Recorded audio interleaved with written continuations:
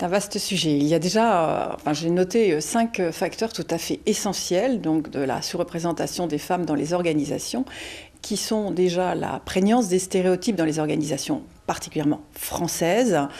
Les stéréotypes, c'est-à-dire les croyances associées aux soi-disant compétences féminines, à savoir le caractère émotif de la femme et sa faible compétence à diriger des équipes. Donc ça, c'est déjà un premier aspect très fondamental. Le deuxième facteur clé est, en France, la concentration du pouvoir, qui est une tradition française. Donc le pouvoir est très concentré et les femmes n'ont pas forcément accès aux réseaux qui leur permettent donc d'entrer dans ces cercles de pouvoir extrêmement fermés. Un autre aspect concernant le pouvoir qui est tout à fait caractéristique des femmes, c'est la faible appétence aussi des femmes pour le pouvoir. Les femmes ont une conception historique et culturelle très virile du pouvoir et donc ont du mal à s'imaginer dans des postes non pas de dirigeante mais d'exercice du pouvoir, et le mot est fort. Le mot pouvoir, pour vous donner une idée, est, quand on vous en parle avec les femmes, un mot tabou sur lequel elles n'osent que très peu s'exprimer. Vous leur demandez si elles ont de l'ambition et envie d'exercer donc du leadership, vous avez 100% de réponses positives. Dès que vous les questionnez sur l'exercice du pouvoir, rien que le mot pouvoir en lui-même est un tabou. Voilà, ça c'est le troisième facteur extrêmement important. Il y a également un quatrième facteur donc, que j'ai noté, qui est aussi lié, je dirais, aux compétences ou au comportement spécifique des femmes, qui est leur difficulté à oser, donc à se mettre en avant, à oser demander des augmentations de salaire, à négocier pour leur carrière, à oser monter sur scène et affirmer leur talent d'orateur ou affirmer leurs résultats. Donc les femmes ont beaucoup de difficultés encore aujourd'hui dans les organisations françaises à se mettre en avant, à oser. Voilà.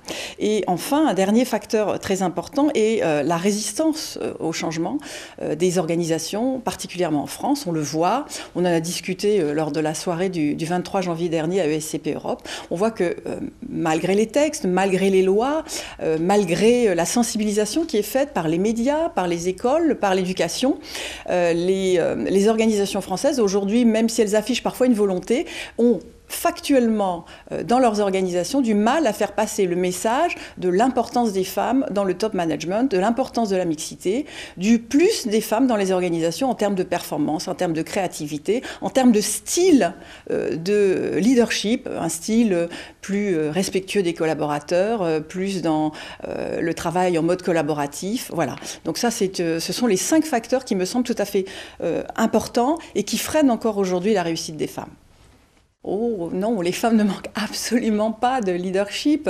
Elles manquent peut-être d'un leadership de type, je dirais, adapté aux organisations telles qu'on les rencontre souvent en France. Les organisations en France ont plutôt valorisé jusque-là des modèles masculins.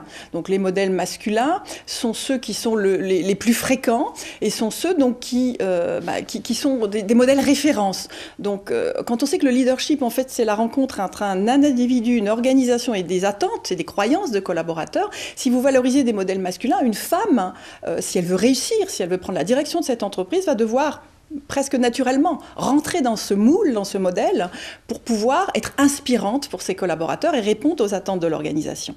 Alors ça pose un souci parce que les femmes n'ont pas forcément envie de ce modèle-là et ne sont peut-être pas naturellement dans ces différentes dimensions plutôt masculines. Heureusement, on apprend aujourd'hui aux femmes à se distancier par rapport à ces modèles, à être elles-mêmes, à oser s'affirmer et à rester femmes. Voilà, ça me paraît tout à fait important.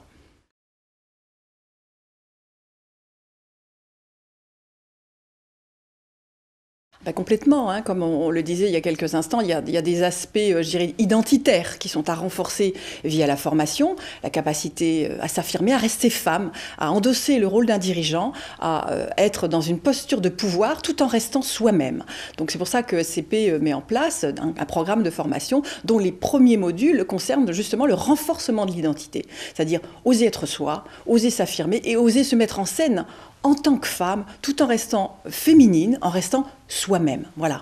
Et donc le deuxième aspect qui est extrêmement important, c'est cette capacité à développer des habiletés que je définirais comme politiques, c'est-à-dire une capacité d'influence, une capacité à incarner un certain style de leadership. Donc pour ça, il faut pouvoir en formation s'entraîner, s'exercer, débriefer sur des situations qu'on a vécues pour pouvoir, je dirais, développer toutes ces qualités et toutes ces compétences nouvelles qui sont indispensables dans les organisations au top management.